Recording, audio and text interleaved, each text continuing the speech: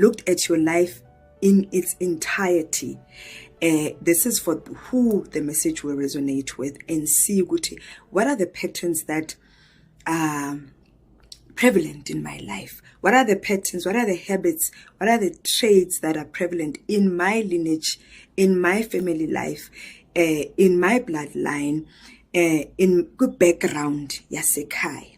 Like I said, imizi ayifani.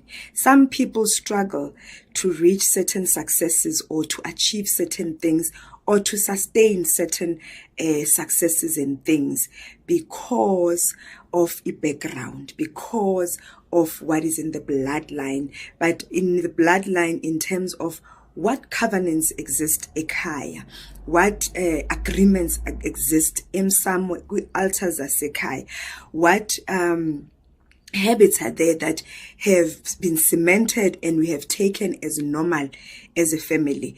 We say things like ekhaya kuso, ekhaya akshadwa, ekhaya people don't live past a certain age. No, it's a family thing. We struggle, people struggle to have babies, or it's a family thing. We have an alcohol thing, even my uncles, even uban. We normalize, and then we assume an identity even of things that are negative, of things that are toxic, of things that are unhealthy.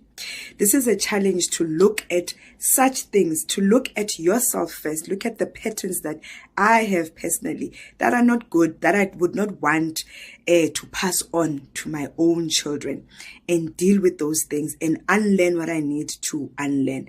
It is a decision to war against certain demons in the family. It is a decision to war against certain spirits that have cemented themselves, that have made themselves so comfortable that they are part of us, they are part of our DNA. Akwenzeki lokho, you know. Akuphunyelelwa la ekhaya, akufundwa la ekhaya. Why do we make it part of our DNA? Why do we make it part of our identity to Kuti City, especially with the negative things? It's okay to claim and speak positive things. Ekhaya kuso, when it's positive things. Ekhaya sibusisekile vele.